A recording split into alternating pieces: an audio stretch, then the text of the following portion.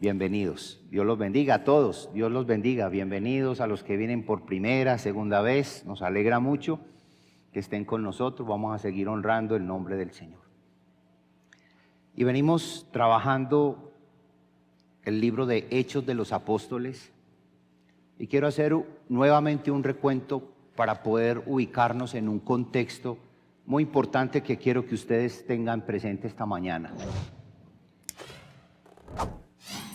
Estudiando el libro de Hechos de los Apóstoles es donde pudimos encontrar un argumento importante, bíblico, para que como iglesia saliéramos de la expectación, de la incertidumbre, del temor, de la inseguridad que de pronto pudo haberse desatado en tiempos de pandemia, en el encierro. Y el libro de Hechos de los Apóstoles nos dio todas esas herramientas. ¿Por qué Hechos de los Apóstoles? ¿Por qué fue ese libro? Porque estudiándolo encontré que los apóstoles y la iglesia en general tuvieron una crisis, un momento difícil, muerte de Jesús, quedaron aparentemente solos, temerosos. Luego Jesús resucita. Y en la resurrección vuelve su corazón y cobra ánimo. Pero después se va.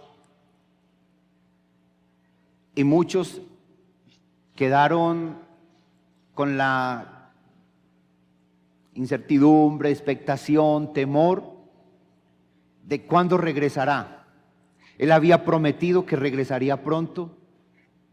Viene el Espíritu Santo, les dota de poder. Jesús parte, promete su segunda venida. Y vuelve otra vez la iglesia a padecer un momento difícil y crítico. ¿Cuál es ese momento? A muchos comenzaron a perseguirlos, tuvieron que huir. La predicación de Cristo hizo que muchos murieran, los discípulos murieron, muchos fueron asesinados, otros fueron encarcelados. Y después de lo que ocurre en Hechos, hay como una segunda, lo llamo así, un segundo momento importante, donde Jesús quiere traer un mensaje a la iglesia para que la iglesia cobre ánimo nuevamente. Ya lo había hecho reiteradas veces y como les venía diciendo, en Hechos de los Apóstoles se encuentra mucho ese proceso para que la iglesia se fortalezca.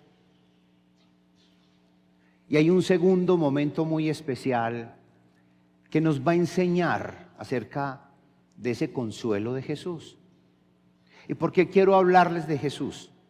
Porque en el proceso que veníamos estudiando del libro de Hechos de los Apóstoles, llegamos al capítulo 9 y nos encontramos con la conversión de Saulo.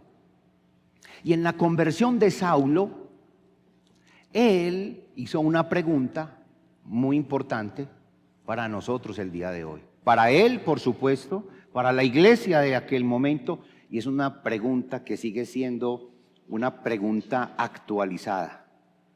¿Quién eres, Señor? Y ahí fue donde nos detuvimos. Nos detuvimos y venimos ya muchos domingos, no sé cuántos realmente, ya no sé cómo. Miro para atrás y ya no me acuerdo. Viniendo o venimos respondiendo esa pregunta, ¿quién eres, Señor? Hemos encontrado muchas respuestas. Saulo encontró una: yo soy Jesús. Nosotros hemos estado también respondiendo a esa pregunta desde la Escritura. Él es Jesús y hemos estado viendo a Jesús como Cristo, Salvador, Señor, profeta, sacerdote, etcétera, etcétera. Lo que hemos estado viendo. Y la semana pasada estuvimos viendo al gran yo soy. Y vimos todo lo que esos 7 yo soy del Evangelio de Juan, que han dado respuesta a quién eres, Señor. Y en este segundo momento que les decía, encontramos nuevamente a Jesús presentándose a la iglesia. La iglesia vuelve otra vez a encontrar, a ver a Jesús de una manera muy especial. Y Jesús se manifiesta para traer consuelo y esperanza. Y es lo que yo quiero a partir de este segundo, segundo tiempo, segundo momento, segunda etapa, donde quiero que veamos a Jesús, pero ya no un Jesús, el que es Salvador, a Jesús, por supuesto que es el Señor, Jesús, quien es la vid, Jesús, la puerta, el pan de vida eterna, etcétera, etcétera.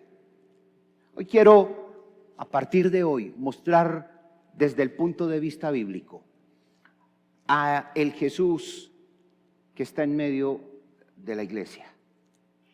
El que está aquí, el que está en todas las iglesias del mundo entero, en su pueblo. Y ese Jesús, en ese segundo momento que se manifiesta para traerle un mensaje consolador a la iglesia, se encuentra en el libro de Apocalipsis. Vamos a comenzar a hacer hoy, a partir de hoy, una serie de estudios basados en el libro de Apocalipsis, para que miremos allí a Jesús y podamos también en Apocalipsis encontrar la respuesta a esa gran pregunta: ¿quién eres, Señor? En Apocalipsis, capítulo 1,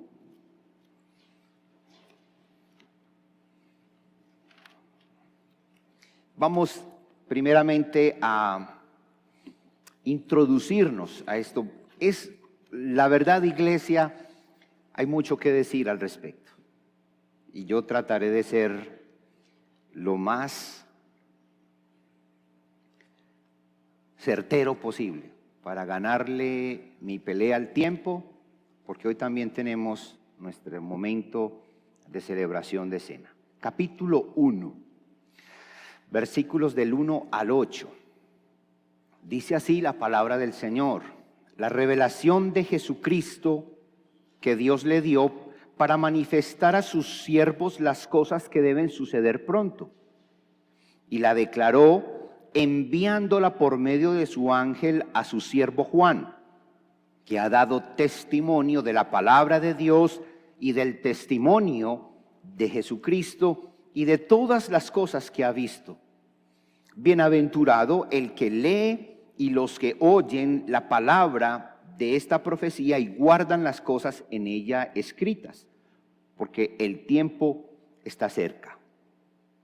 Juan, a las 7 iglesias que están en Asia, gracia y paz a vosotros, del que es y que era y que ha de venir, y de los 7 espíritus que están delante de su trono, y de Jesucristo, el testigo fiel, el primogénito de los muertos y el soberano de los reyes de la tierra, al que nos amó y nos lavó de nuestros pecados con su sangre, y nos hizo reyes y sacerdotes para Dios su Padre.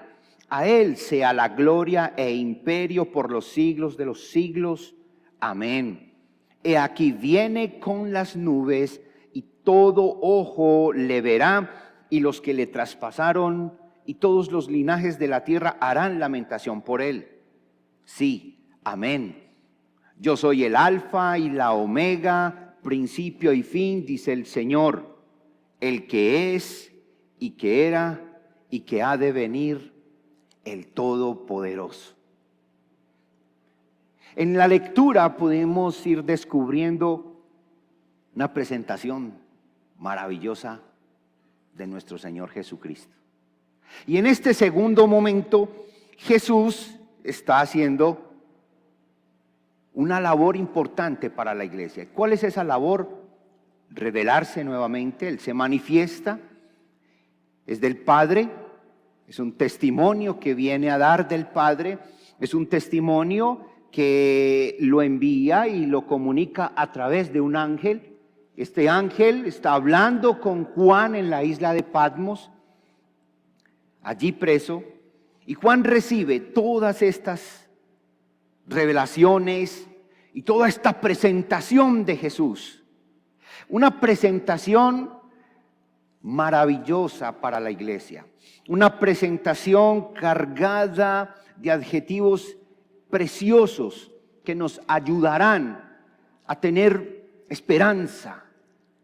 Aunque haya tribulación, aunque hayan momentos angustiosos como los estaban viviendo ellos, Jesús hoy se presenta para traerle a la iglesia esa voz de esperanza, ese descanso que ellos necesitan.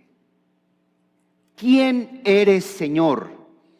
El tema para hoy, entonces, podemos decir que Él es el Cristo en medio de la iglesia. ¿Quién eres, Señor? El Cristo en medio de la iglesia. Hoy Jesús se nos manifiesta a través de esta profecía, de este libro de Apocalipsis, de este libro profético, para mostrarle no solamente a aquella iglesia local o a aquellas 7 iglesias, sino que también ratifica lo que Él hace con su pueblo. Gran revelación de Jesucristo. Lo que podría llamarse dar a conocer algo más que no habíamos visto de Jesús. Descubrir algo más importante para la iglesia. Revelar algo que una persona no puede averiguar por sus propios medios. Por eso es Jesús el que se manifiesta allí en Patmos. Y esta revelación tiene un significado profundo para la iglesia. Yo lo podría resumir en una frase: Dios cuida de mí. Dios cuida de la iglesia. La presentación de Jesús en Apocalipsis capítulo 1 grita desde el cielo: yo los cuido a ustedes. Yo nunca los he dejado solos. Y tiene como propósito varias cosas. Voy a hablar, estoy en mi introducción, ¿sí? Quiero hablarles de unos propósitos que tiene este libro. Y esta sección donde vamos a encontrar a un Jesús que cuida de nosotros. Lo primero que Él quiere en su manifestación es animar a los cristianos que están en tribulación. Tribulación no es solamente momentos de persecución, de ataques físicos. Tribulación también son momentos difíciles, emocionales. Aquí hay personas con un momento crítico, difícil en su corazón. Ustedes lo saben. No mencionaré nombres porque pues no es lo correcto, pero en medio de nosotros hay personas con muchas dificultades. El propósito de la revelación de Jesús es darte ánimo, es decirte: yo cuido de ti. Es una animación a los fieles a permanecer firmes en Cristo. Es una animación a los fieles a tener esperanza enraizada, una esperanza enraizada en el triunfo de Cristo. Esa es nuestra gran esperanza.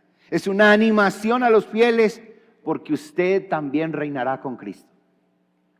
El segundo propósito es corregir falsas creencias. La revelación de Jesús, su manifestación en el libro de Apocalipsis, trae consigo un propósito maravilloso: comenzar a educar a la iglesia para que ella corrija falsas creencias, herejías.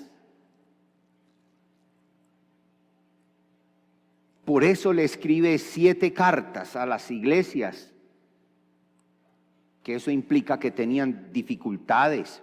Iglesias que tenían cosas buenas, pero también iglesias que habían entrado en deslealtad con Cristo. Jesús, al corregir falsas doctrinas, quiere separar creencias falsas de verdaderas. Eso es lo que quiere Jesús con su manifestación. Por eso es importante ante la pregunta, ¿quién eres, Señor?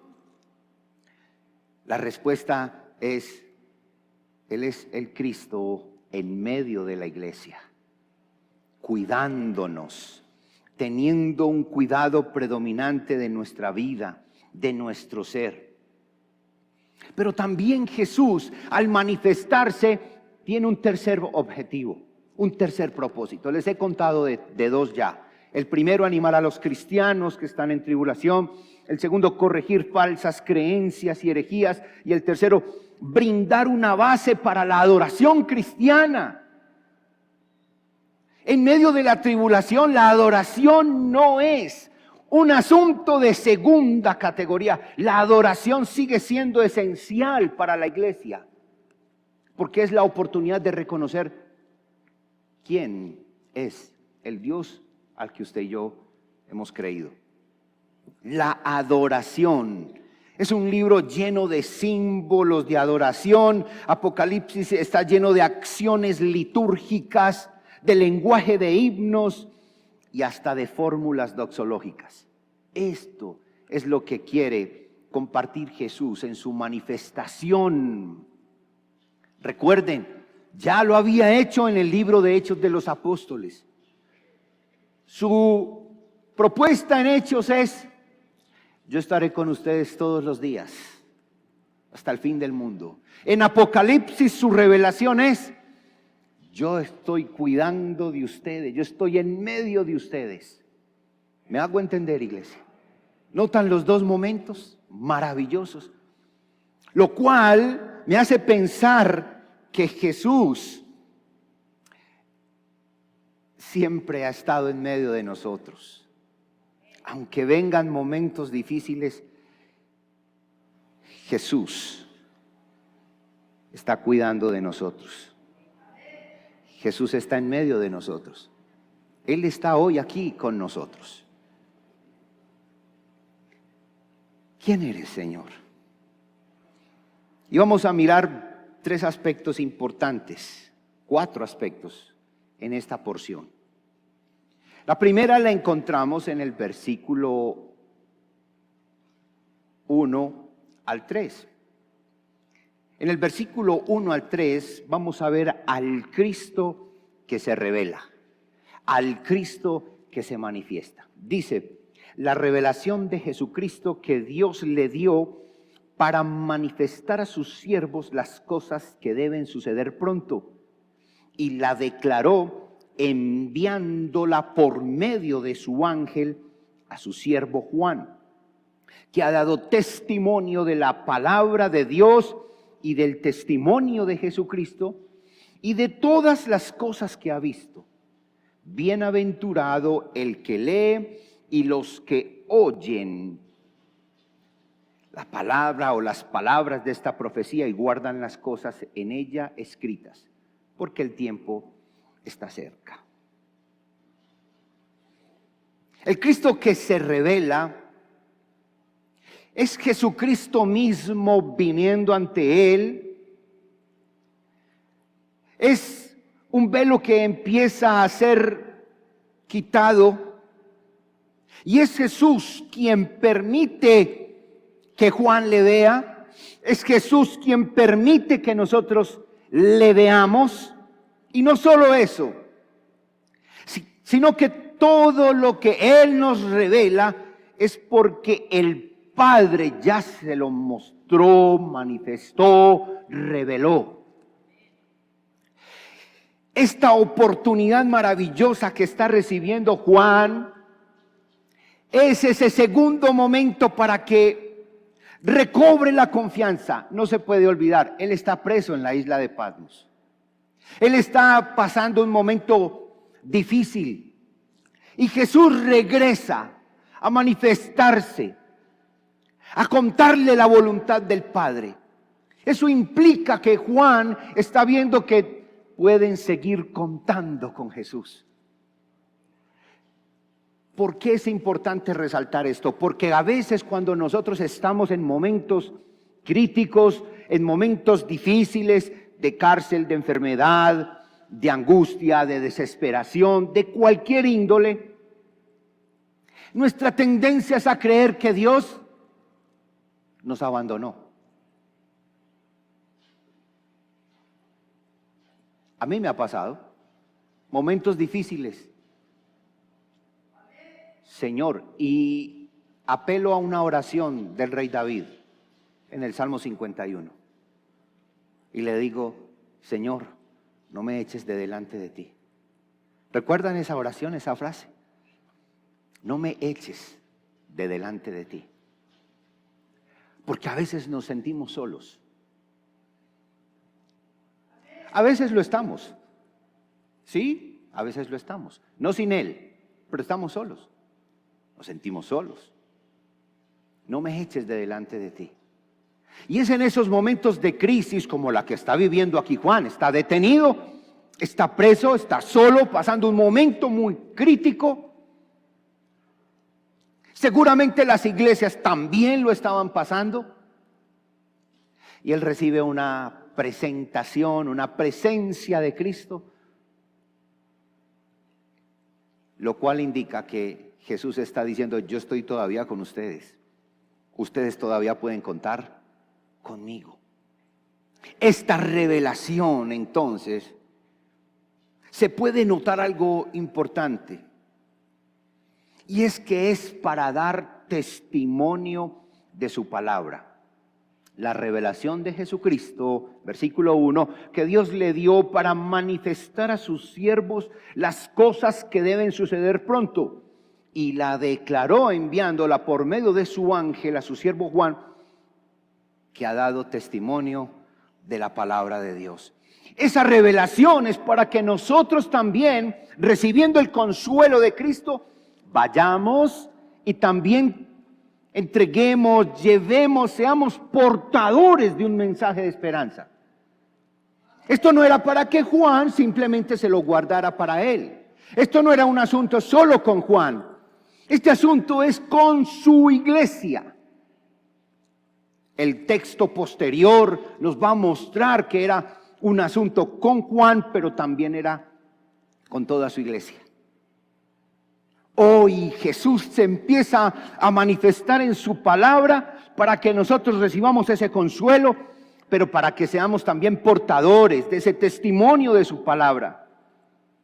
Es decir, Juan no solo vio a Jesús, vio la palabra de Dios confirmada en él. Y al verla confirmada, tenía una gran responsabilidad. Cumplir, contar, decir. Es una revelación que bendice al hombre, porque dice claramente, bienaventurado el que lee, el que oye la palabra de esta profecía y guardan las cosas en ella escritas, porque el tiempo está cerca. Es una bendición para la iglesia esta manifestación de Jesús, porque trae gozo, trae alegría y felicidad. Trae bendición al que la lee, al que la oye, al que la obedece. Es un testimonio que bendice a su pueblo. Jesucristo entonces se manifiesta a Juan para que él reciba bendición, pero también para que él le comunique a toda la iglesia que él todavía está presente, que está aquí, que sigue con nosotros. La iglesia que está en sufrimiento, en angustia, en expectación, en incertidumbre, aún en desconfianza. Apocalipsis te dice, Jesús está presente. Jesús sigue con nosotros. Esa revelación a Juan es también para nosotros el día de hoy. ¿Esto qué implicaría para nosotros como iglesia? Lo primero es que Dios quiere que sepamos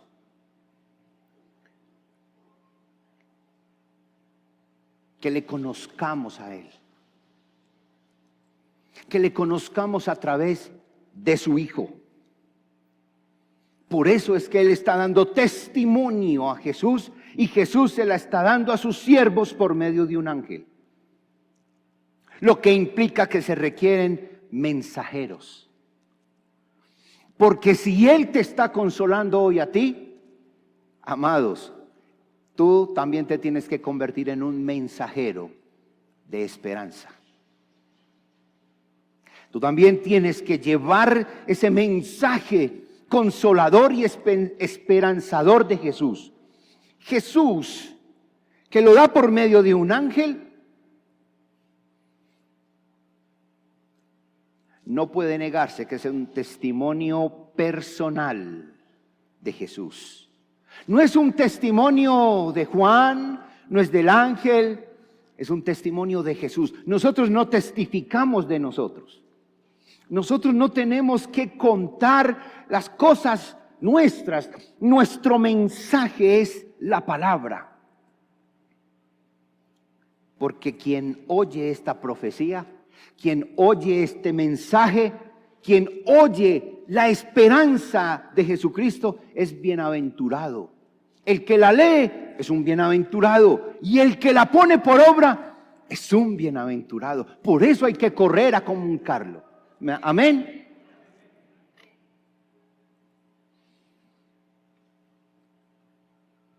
Ningún creyente tiene el derecho a ignorar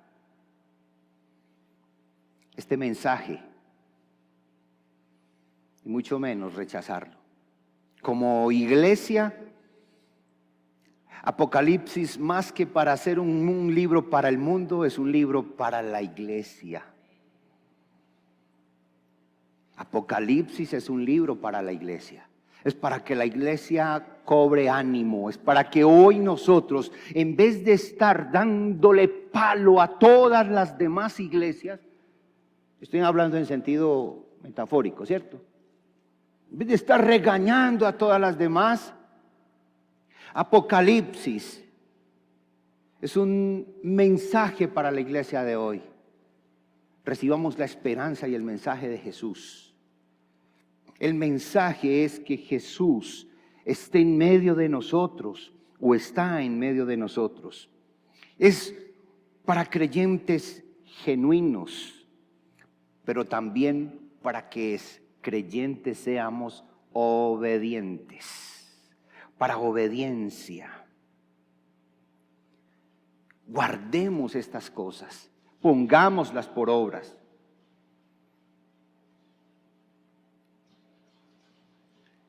Jesús quiere que la iglesia descanse en Él. 2. ¿Quién eres, Señor?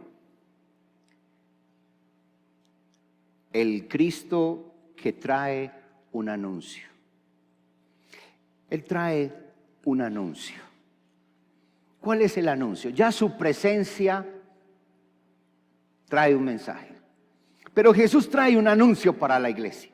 ¿Quién eres, Señor? Pues Él es el que nos trae anuncios. Versículos 4 y la primera parte del 5 nos lo dicen. Juan, a las 7 iglesias que están en Asia, gracia y paz a vosotros del que es y que era y que ha de venir, y de los 7 espíritus que están delante de su trono, y de Jesucristo, el testigo fiel, el primogénito de los muertos y el soberano de la tierra. ¿Cuál es el anuncio y la presentación? ¿Quién eres, Señor? De aquí podrían salir un montón de sermones. Porque si comenzásemos a describir cada elemento que se nos presenta, yo creo que no terminaríamos pronto. Lo primero que Él empieza a decirnos aquí es un saludo.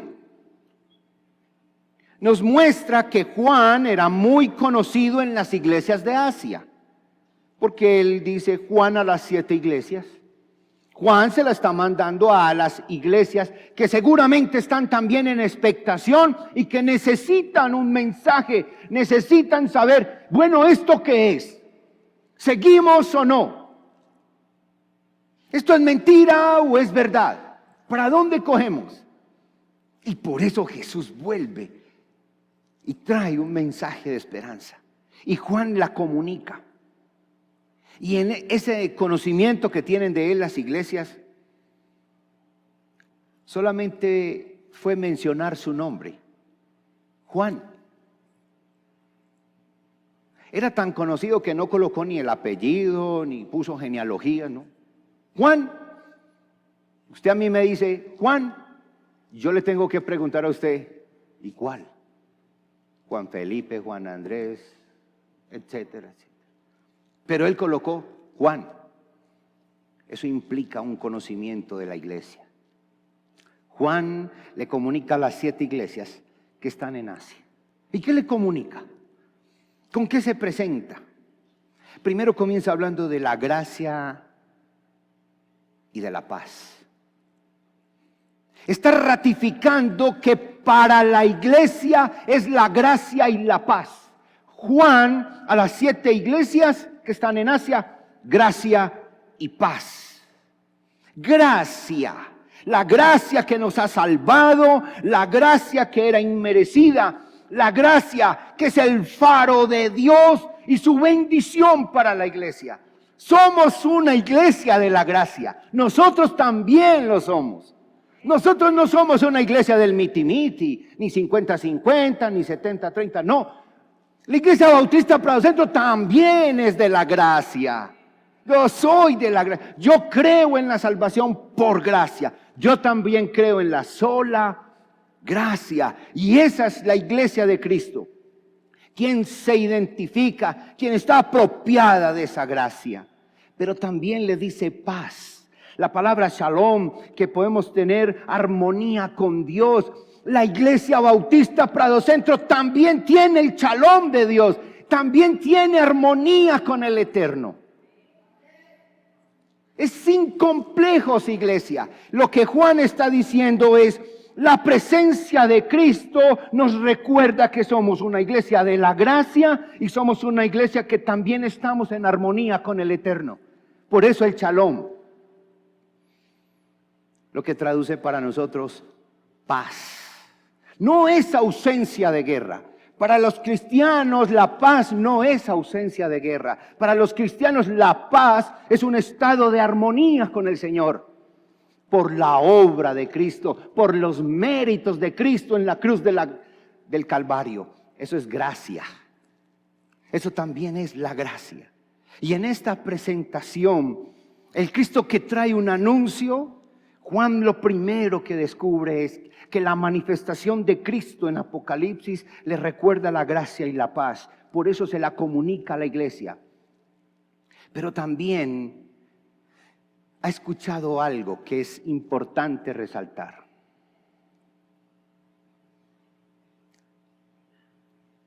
El testigo al que podemos dar crédito. Del que es y que era y que ha de venir. ¿Quién es el que es y que era y que ha de venir? Es una expresión muy hermosa. El que es, era y ha de venir. El que es y era, o el que era y es, se está refiriendo al Eterno, a Dios mismo. Jesús es Dios. Cuando Él presenta del que es y que era y que ha de venir, es que Dios mismo regresará. Las iglesias de Asia que están aquí estresadas, seguramente están sufriendo. No me imagino lo fuerte que fue ese momento para estas iglesias. Todas huyendo, sin pastor, sin dónde tener un lugar, siendo perseguidas. Domiciano detrás de ellos, correteándolos por todos lados, ellos huyendo.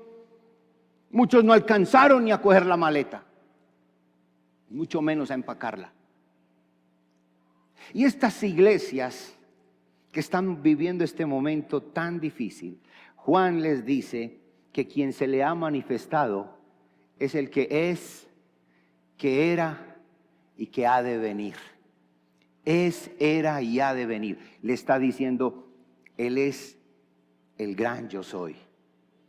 Él es Dios mismo. Yo me imagino el consuelo de aquellas iglesias.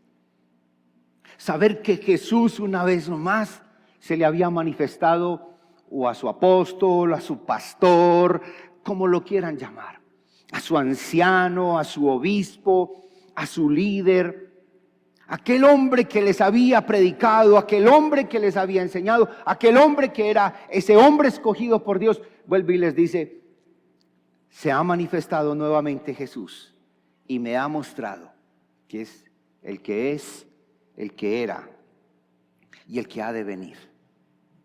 Pero dice algo muy especial: es el testigo fiel. ¿Qué es el testigo fiel? El testigo al que podemos dar crédito. Jesús es el testigo de la verdad de Dios. Jesús es la idea favorita del cuarto evangelio de Juan. Jesús es el testigo fiel. Jesús es la verdad de Dios. Jesús, el que le dijo a Nicodemo: de cierto te digo que el que no naciere de nuevo no tendrá vida eterna. Jesús, el que ha traído un mensaje verdadero, un testigo esencial para conocer el evangelio y la salvación de Jesucristo, se llama Jesús. No hay otro más fiel para traer el mensaje del Padre. Se llama Jesús. Por eso lo presenta como el testigo fiel.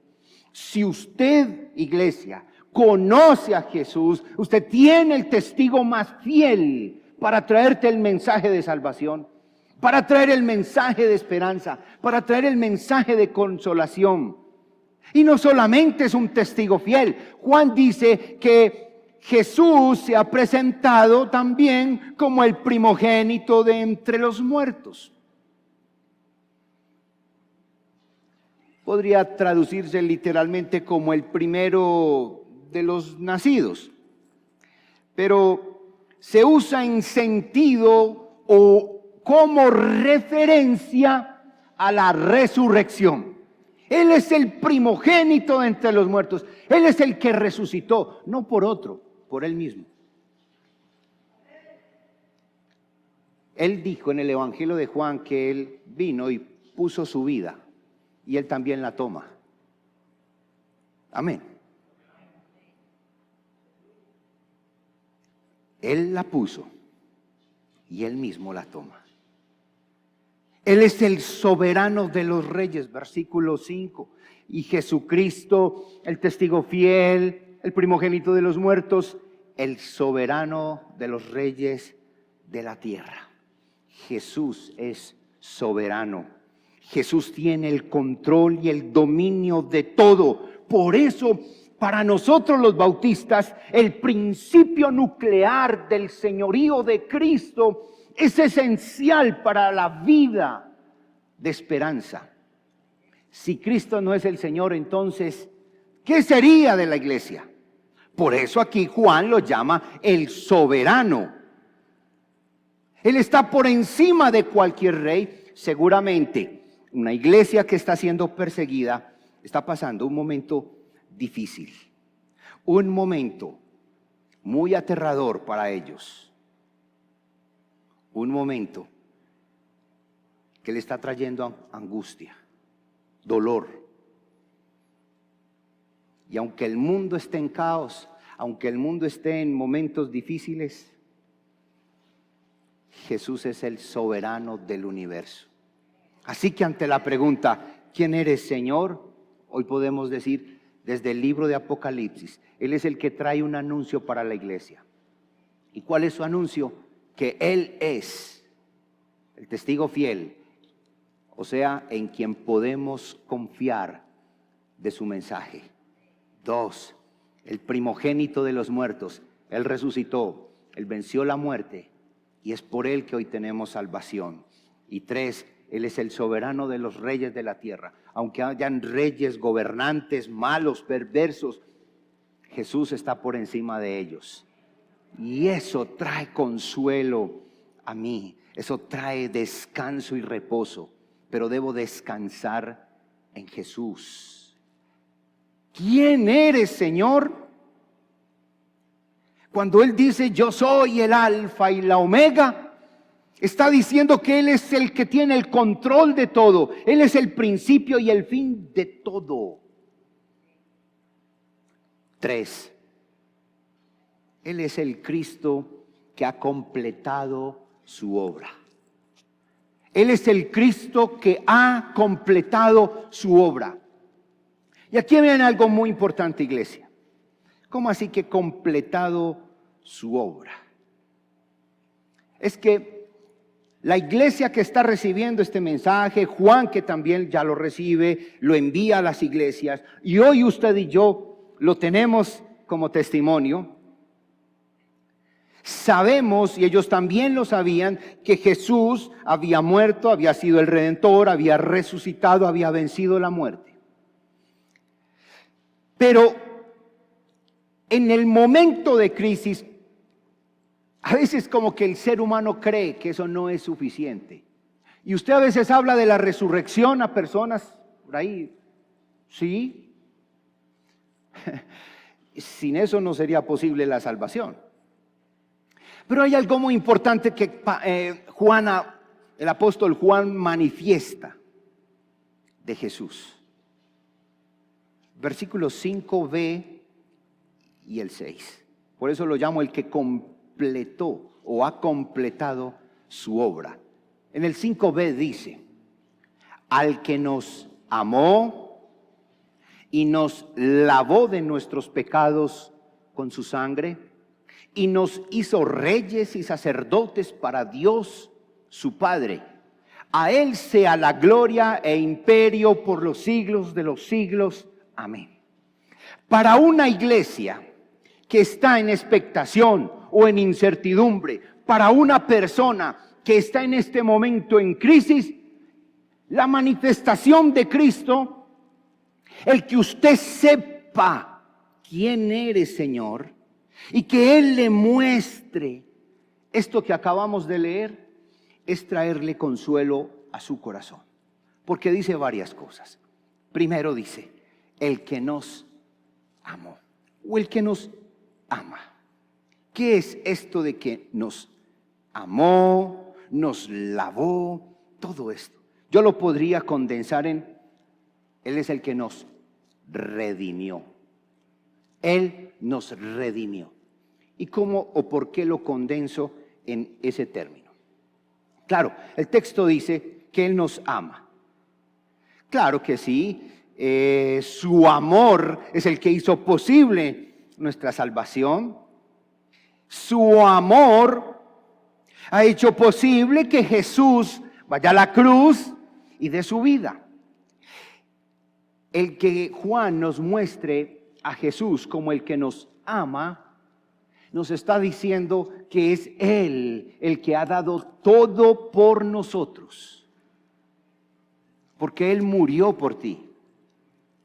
Pero hay algo bien especial y quiero que me presten atención aquí. Aquí hay una cosa que es muy importante hacer precisión. En la Reina Valera del 60 nos dice: al que nos amó y nos lavó. Los manuscritos más antiguos tienen una variante en esto. Incluso me traje aquí una traducción. Voy a leer la Reina Valera actualizada, la editorial Mundo Hispano. Dice el versículo 5, parte B en esta versión, y van a notar un cambio interesante. Dice: al que nos ama y nos libró de nuestros pecados. Aquí ya no aparece la palabra lavó. No es lavó, es libró. ¿Y eso por qué se dio? Es que en el griego la palabra luen, que es lavar, es muy similar a lien, que es librar. Son dos palabras muy parecidas. En los manuscritos más antiguos aparece la palabra lien. Pero ya sea que nos lavó o nos liberó, la obra es del Señor.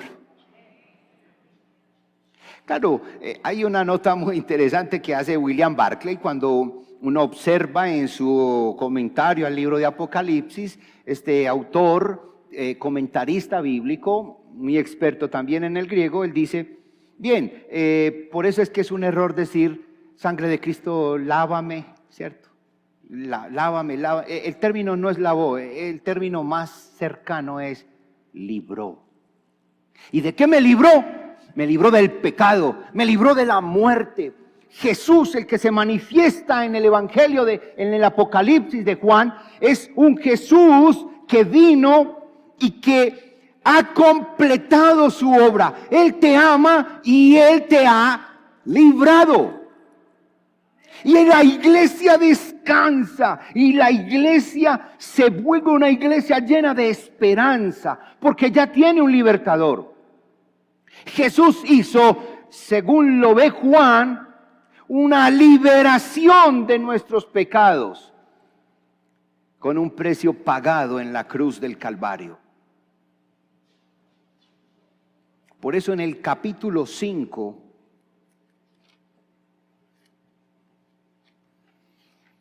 vaya al capítulo 5 conmigo, versículo 9.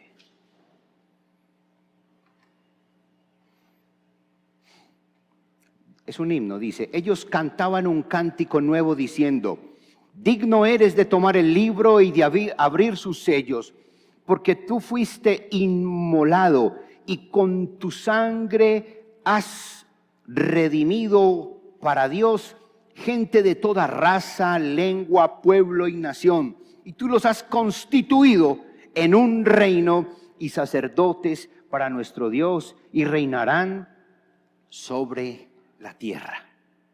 Jesús te ama y Jesús te ha librado.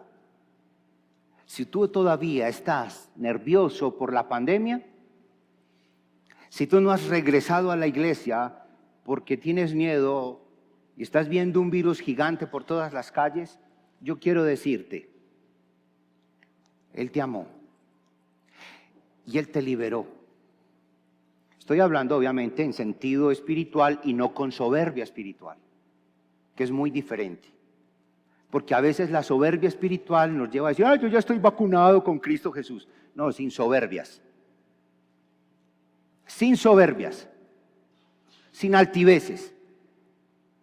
Cristo nos amó y nos liberó. Y yo me planto en esa verdad. ¿Y me cuido? Claro que sí. Me cuido. Sí, claro, hay que cuidarnos, por supuesto. Pero dejemos ya la incertidumbre. Jesús, además de eso, nos ha constituido en un reino y nos ha hecho sacerdotes de Dios. Dice el versículo 6, nos hizo reyes y sacerdotes. Allí también hay otra variante en el texto. El texto original no dice reyes y sacerdotes. El texto en el original dice, Dios nos constituyó un reino, sacerdotes para Dios. Es decir, el reino de los cielos está constituido por la iglesia y nuestro papel dentro de ese reino es un papel de sacerdotes, no de reyes. Porque usted se imagina a cada uno de ustedes siendo un rey, todos gobernando. No. Aquí solo hay un rey. Se llama Jesús. Y Él nos constituyó, o nos ha constituido en un reino y nos ha hecho sacerdotes. Ese es el anuncio que Él ha traído. Esa es la obra que Él ha completado. La iglesia que se siente abandonada, hoy Jesús se le manifiesta y le dice, yo te amé, yo te he liberado y yo te he constituido en un reino compuesto de sacerdotes para la gloria de Dios. Así que tenemos la posibilidad de ese descanso en Cristo Jesús. La iglesia no está sola. Cristo es el Señor. Y hoy su iglesia reconoce que Él es el Rey, que nosotros somos parte de ese reino, que nuestro papel es ser sacerdotes que anuncian el reino de los cielos. Sacerdote significa el que está en medio del pueblo, en medio, untado de oveja. El sacerdote no es detrás de un escritorio o solo detrás de un púlpito, está abajo también. Huele a oveja, porque el sacerdote es el que está en medio del pueblo. Hace parte del reino. Vive en obediencia. Vive para la gloria de Dios. Amén. Y por último, la última reflexión que quiero traer esta preciosa mañana. ¿Quién eres, Señor? Él es el Cristo que regresará con poder. Él regresará. Él volverá. Esa es nuestra gran esperanza. Versículos 7 y 8. He aquí viene con las nubes, y todo ojo le verá, y los que le traspasaron, y todos los linajes de la tierra harán lamentación por él. Sí, amén. Yo soy el alfa y la omega, principio y fin, dice el Señor. Y vuelve y repite, el que es, y que era, y que ha de venir, el Todopoderoso. Cristo volverá. Amados, quiero decirle hoy, Cristo regresa. Lo ha prometido toda la Escritura. De hecho, gran parte de la Escritura es para decirnos que Cristo volverá y juzgará este mundo. Y a aquellos, no lo tome como una amenaza, no.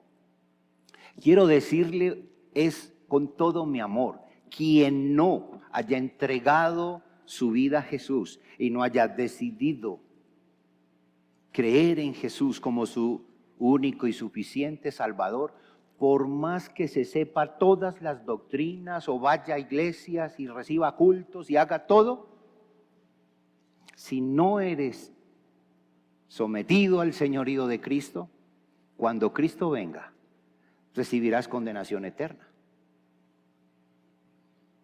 Pero como este mensaje es para la iglesia también, a la iglesia tenemos que decirle, hay que estar preparados para que cuando Cristo regrese, nosotros podamos ser esa novia ataviada, esa novia vestida de lino fino, y para que cuando Él regrese podamos ir a las bodas del Cordero y estar con Él eternamente.